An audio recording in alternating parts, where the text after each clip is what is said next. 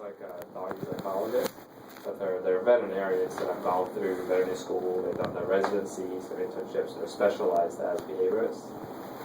And there's several of them in the area here that you guys can see. The only problem, like I said, is they're very costly and they're very intense. Like they're the kinds of people that come to your house and work with you. And basically the idea is just to try to figure out what the triggers are that set these guys off. And then either figure out ways to avoid those, or figure out ways to kind of desensitize them to it. And it's very, very involved. It's a really big deal. The alternative is, and this is probably something that might be, this is a little less expensive, but you can certainly try a combination of behavioral modification drugs, and then go back to doing your shock collars or your citronella collars, and do the two together.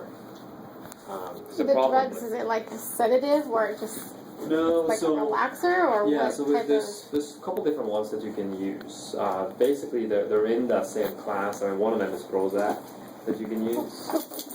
But yeah, the idea is basically that these drugs make the animal more amenable to training, and more amenable to just desensitizing them to things.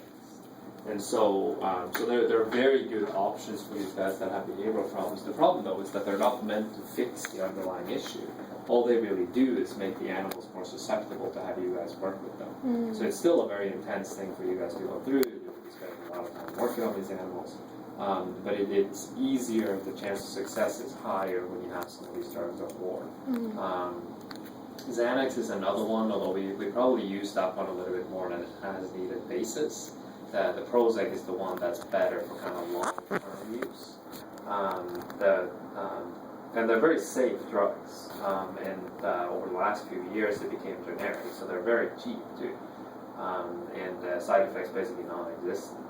So, but then, medications, and if they work, if you can figure out a way to figure out what sets this dog off and then figure out ways around it and figure out ways to desensitize it, you can eventually try to wean off the medications. But we do certainly have a fair number of animals that end up staying on them for a very long period of time, if not lifelong.